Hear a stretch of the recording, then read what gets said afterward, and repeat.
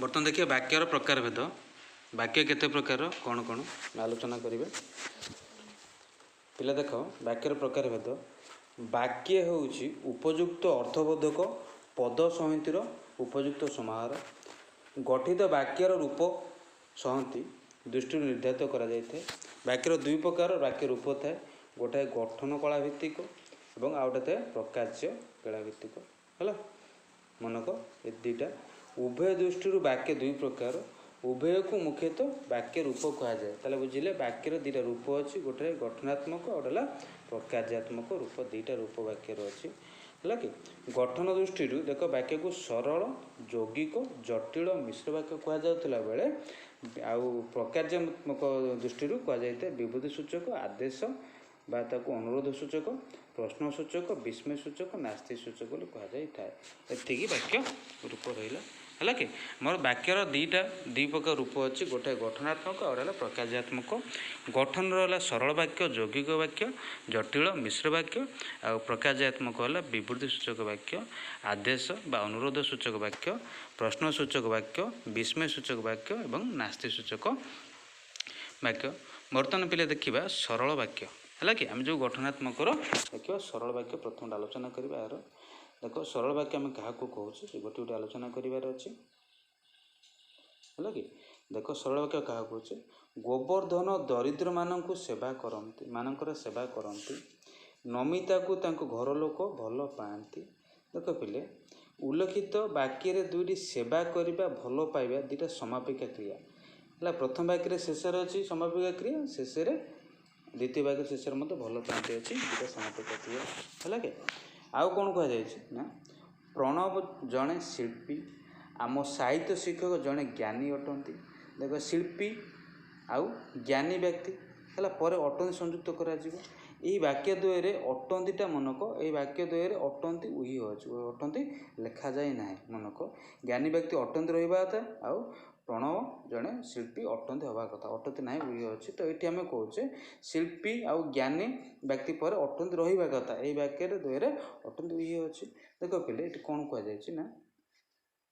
गोटे मात्र समापिका क्रिया थी वाक्य को सरल वाक्य कहुए। देख जो पूर्व पढ़ला केवल गोटे ही समापिका क्रिया था बुझीपार ना एगुड़ा सब अटंती मन ये समापिका क्रिया अटंती ये समापिका क्रिया अटंती तो कह प्रणव जड़े शिल्पी ये समापिका क्रिया किए कहीपर अटंती जोटा कि उही अच्छे लिखा जाए ना है कि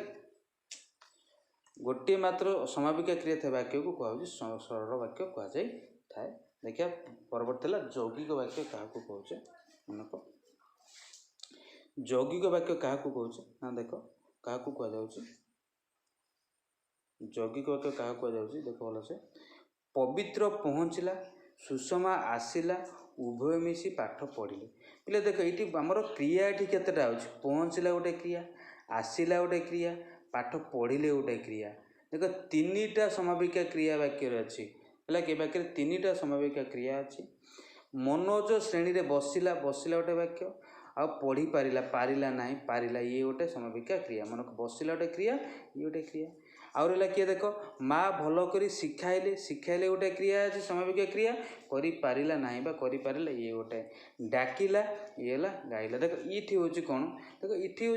एकाधिक मनक ये एकाधिक समापिका क्रिया अच्छे और दीटा मनक दीटा समापिक एकाधिक समापिका क्रिया को संयुक्त करते किसी अव्यय देख ओ लगी प्रथम वाक्य द्वितीय लगी मात्र तृतीय किंतु है कि चतुर्थ वाक्य एवं ये लगी देख ये उदाहृत वाक्य चारोटे ओ मात्र किंतु प्रभृति है कि प्रभृति अव्यय पद गुड़िक द्वारा वाक्यर प्रथम अंश द्वितीय अंश मिसी पूर्ण वाक्य गठित होती वाक्य संपूर्ण होगापे प्रथम अंश से द्वितीय अंश तृतीय अंश एमतीका मिसिकी वाक्य संपूर्ण होगुड़ी को संयोजक अव्यय कहुए जो अव्यय मनक जो ओ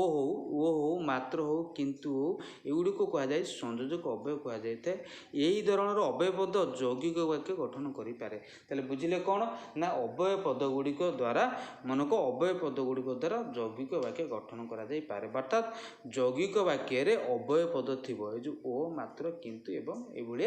अव्यय पद रही थाए। बर्तमान पढ़िए पद विन्यास सेकेंड पार्ट ग्रामर से वाक्य विचार विषय पद विन्यास कौन आम आलोचना करवा। बर्तमान पढ़ा पिले पद विन्यास कौन भले से बुझ। कही बोली पारे जे पचा चिंगुड़ी बिके से। भल भाव कहवा जना खराब को मध्य भल सब्यस्त करेंगे। कहवा जना होउछि वाक्यर गढ़ार वाक्य गढ़ार कौशल। तेबे शुद्ध वाक्य गढ़ा हेले केतोटी विषय प्रति यत्नशील होगा पड़ो। यही वाक्यर एगुड़ी को वाक्यर पद विन्यास कहुए। वाक्यर पद विन्यास कहुए। देख रामचंद्र रावण को बध करथिले। ए सेंटेंस रे एठारे रामचंद्र होउचंदी कर्ता है। क्रियापद होउचंदी कौन ना करिथिले देखा जाउछि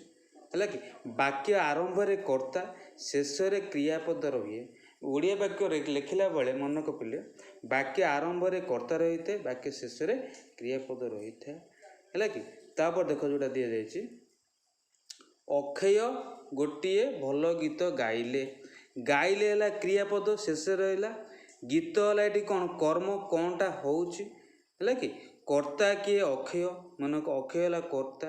है कि। गीत पर मन को गीत देख जे जो अक्षय गाइले है क्रिया गीत है कर्म गीत पर गाइले रही। देख गीत पर गाइले अर्थात मन को सबल मोर कौन रहा दरकार ना कर्म पर क्रिया रहा दरकार है कि। कर्म पर क्रिया रहा दरकार। आम जानिले क्रियापद वाक्यर शेष रही है कि पूर्वर रही दरकार कर्म है कि। आमर क्रियापद पूर्वर कर्म रही दरकार आम बर्तमान बुझिले। तापर देख दिया जाइछि पंडित शिष्य मानक उपदेश देले। पंडित शिष्य मानक उपदेश देले। देख शिष्य मानक आमर कौन होउछि इटी कर्म को काम होउछि ना। देख शिष्य मानक और उपदेश दीटा कर्म होउछि। देख पहले दीटा काम इटी होउछि उपदेश देले। देख इटी हम समर कर्ता पाइल पंडित क्रिया हला देले। क्रिया प्रथम हला कर्ता शेष हला क्रिया। ता पूर्वर कौन रही ना ता पूर्व रही आमर देख ये कर्मपद कि दीटा कर्म अच्छी है कि। दीटा कर्म कौन होची देख गौण कर्म अन्यटा मुख्य कर्म है। मुख्य कर्म आम कहे डायरेक्ट है यहाँ कहे इनडायरेक्ट कथा कहे इनडायरेक्ट ऑब्जेक्ट डायरेक्ट ऑब्जेक्ट कथा कहे। पंडित देले पंडित कौन देले ना उपदेश देले मन पंडित जहाँ देले जिते मन को आम कौटा जाना मुख्य कर्म कौटा गौण कर्म कौटा जाना डायरेक्ट ऑब्जेक्ट इनडायरेक्ट ऑब्जेक्ट कौटा जाना जोटा सब्जेक्ट सहित लिंक थी माने कर्ता सहित लिंक अच्छी। कर्ता सहित पंडित देले पंडित कौन देले उपदेश देले देखिपार ना उपदेश ये कौन ना मुख्य कर्म शिष्य मानक से सेकेंड थिंग कथा कहला गौण कर्म कहुए है कि। मन को वाक्य दुई कर्म को क्रियार गौण कर्म उपर मुख्य कर्म व्यवहार करा जाए है कि। तब देख दिखाई प्रथम कथा कौन कही देख हे भगवान मते रक्षा कर मते शक्ति दियो प्रभु। ये दुटा सेंटेंस देख पिले प्रथम वाक्य भगवान द्वितीय वाक्य प्रभु मन को प्रथम वाक्य भगवान द्वितीय वाक्य प्रभु संबोधन करा जायछि है कि। मन को भगवान जहाँ को प्रभु भी से संबोधन करा जायछि। वाक्यर संबोधन पद आरंभ शेष रखाई। हे भगवान जो कहला हे भगवान ये वाक्यर आरंभ कहला कि प्रभु कथा कहला वाक्यर शेष कहला। तेल बुझिले कौन ये जो कथा कहुई वाक्य मन को वाक्य भगवान प्रभु जो दे संबोधन पद मुख्यतः आरंभ रही पारे कि शेष भी रही पारे। आम देखिपारे बर्तमान संबोधन पद जहाँ संबोधन करा संबोधन को डाकुव हे राजा कि जहाँ भी तुम संबोधन को डाकुव से प्रथम रही पार शेष रही पार। कि पूर्व जोटा पढ़ले कौन ना आम प्रथम कर्ता रोचे शेष रोचे क्रिया प्रथम कर्ता शेष क्रिया क्रिया पूर्व रोचे कर्म कर्म है पढ़ले गौण कर्म गोटे अन्यटा मुख्य कर्म पढ़ले। बर्तमान देखा कौन हो आम पढ़ुचे पद विन्यास वाक्य विन्यास जो कहीपर चतुर लोक सबू जीतती सबुठी जीतती मन को से को चतुर लोक सबुठी जीतती। देख ये चतुर लोक सब कभी कर्ता किए कर्ता ये किए तुम कहीपर किए कर्ता ये ना चतुर लोक ही कर्ता लोक है आम कौन कहे चतुर लोक कर्ता पाइले कि चतुर कहले कौन ना विशेषण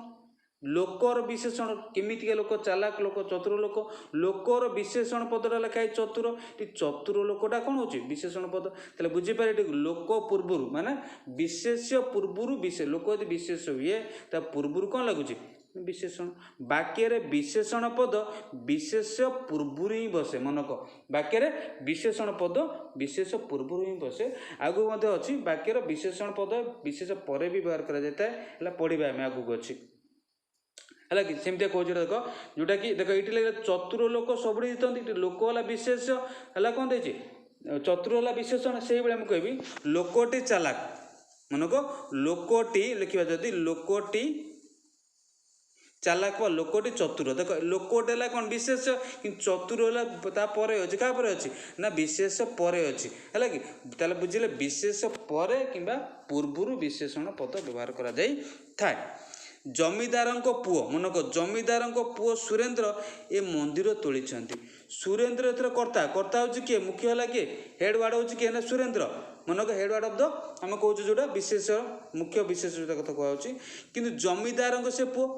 है जमीदार से संबोधित मनक वाक्य संबोध पद है यहाँ संबोध पद कौचे है ये कौन कौच ना आमर संबोध पद संबोधित पदर मनक वाक्य संबोध पद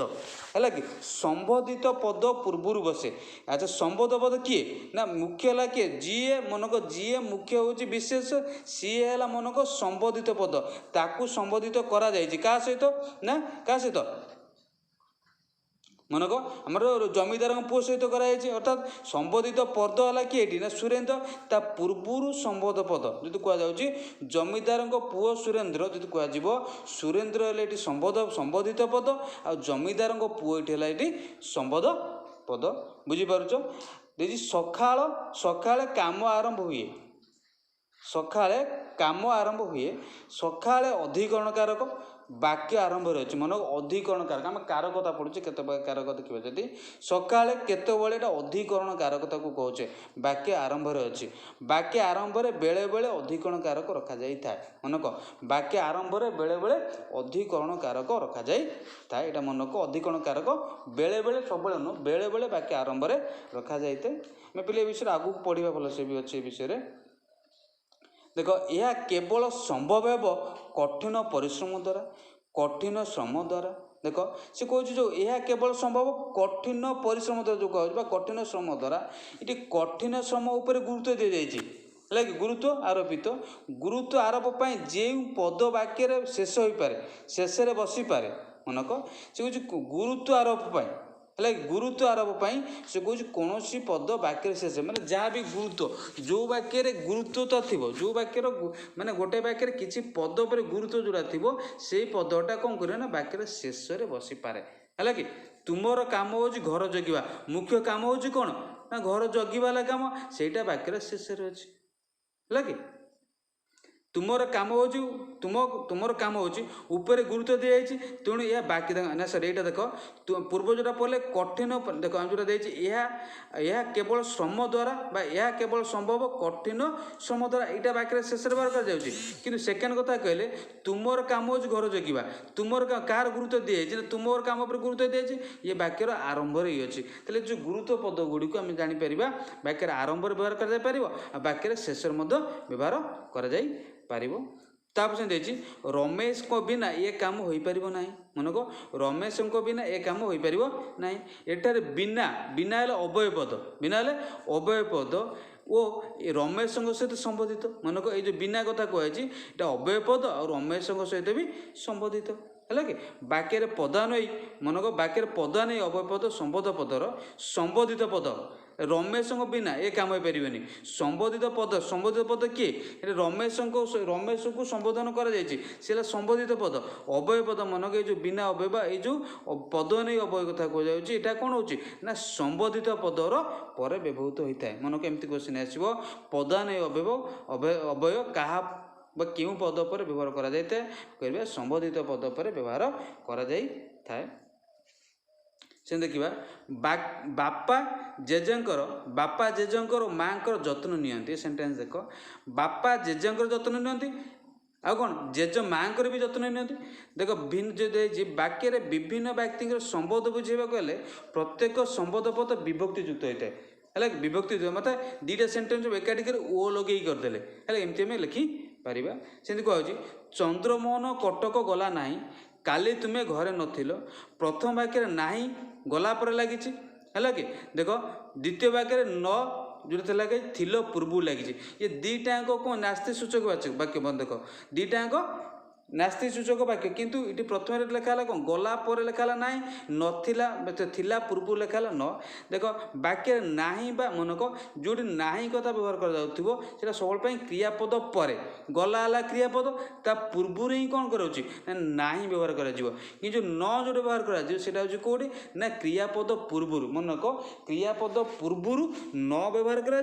क्रियापद पर ना व्यवहार कर कि ना क्रियापद पर न व्यवहार कर क्रियापद पूर्व व्यवहार कर परवर्ती देखा देख राघव सुदाम को बेतरे पिटिले राघव बेतरे सुदाम को पिटिले देख ये कौन कौन राघव सुदाम को बेतरे पिटिले देख राघव बेतरे सुदाम को पिटिले दुटा सेंटेंस अलग अलग देख सुदाम को बेतरे सुदाम को पिटिले दुटा उल्टा पल्टा लिखाई बापा गोपाल को बहीटे देले पुणी कह बापा बहीटे गोपाल को देले सुरेश नरेश व्यवसाय बहुत रोजगार करती नरेश बहुत रोजगार व्यवसाय करुच्ची है कि मिता शिक्षकों को घरे देखा कला मिता घरे शिक्षकों को देखा गला वाक्य करण संप्रदान अपादान अधिकरण कारकर पदकर्म पर पूर्व व्यवहृत हो पाए देख से कौन करण संप्रदान आपादन कार्य जहाँ भी ये पढ़ुचे सी उल्टा पल्टा लिखा भी देख राघव सुदाम को बेतर पिटिबा जहाँ बेतर राघव बेतर सुदाम को पिटिबा से ये सब उल्टा लिखा मनोक्त जो कौन कौन करण संप्रदान अपादान अधिकरण कथा कहे जहाँ भी हो युवा उल्टा पल्टा लिखा हो दीटांकर अर्थ किसी बदल लिखा जाए पारे। बर्तमान एक्सरसाइज करें संबोधन पद वाक्य केउंटी बसे उदाहरण दे बुझ संबोधन पद वाक्य केउंटी बसे आम देखिले संबोधन पद जहाँ संबोधन करा जाए है कि हे प्रभु जोड़ा था संबोधन वाक्य जो वाक्य प्रथम व्यवहार कर कि द्वितीय भी व्यवहार कर जो देख संबोधन पद वाक्य प्रथम व्यवहार कर द्वितीय व्यवहार कर सॉरी शेष प्रथम शेष व्यवहार कर है कि परवर्ती देखिए से परवर्ती क्वेश्चन जो देखा वाक्य ना या ना कथा कहले क्रियापदर शेष न कथा कहले क्रियापद पूर्व व्यवहार कर वाक्य समापिका क्रिया केउठार बसा जाए उदाहरण दे बुझ समापिका केउठार बसा जाए वाक्य शेष बसा जाए है कि संबोध वाक्य केउठार रही है संबोध पद वाक्य केउठ रही है संबोधित पदर मनक संबोध पदटा वाक्य संबोधित पदर पूर्व लिखा जाए है गुरुत्व थिबा पद बा वाक्यांश वाक्य केउठार गुरुत्व थिबा पद वाक्यांश आम शेष व्यवहार कर प्रथम व्यवहार कर पढ़ी जो तुम्हारे घर जगह कमटा तुम्हारे तुम कम घर जगह ये जो सेमती एग्जाम्पल जो विशेषण पद वाक्य केउठार बस आवश्यक वाक्य विशेषण पद विशेष पूर्व बसवा आवश्यक अटे पदानय अवय केउठार बसे पदानय अवय यहाँ बसे संबोध पद पर ये पढ़ते पदानय अवय जो पढ़ते राघव बिना ना कौन था गोटे ये जो देती राघव बिना है बिना है आम कुछ अवय कहे संबोध पद है किए संबोधित पद है रमेश संबोधित पद पर मनक संबोधित पद पर व्यवहृत होता है मन रख सर्ट क्वेश्चन आमती बहुत प्रकार सर्ट क्वेश्चन परवर्ती देख संबोध पद मनक संबोध पद केतबेले विभक्तियुक्त होता है देखिए केतबेले विभक्तियुक्त हो लिखी ये देख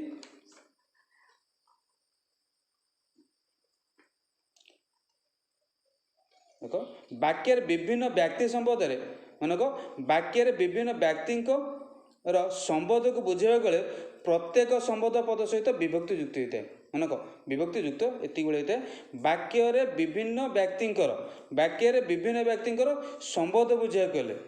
से भितर कौन संबोध पद विभक्तियुक्त होता है। परवर्ती पाठ में पढ़ा वाक्यर प्रकार भेद पढ़ा।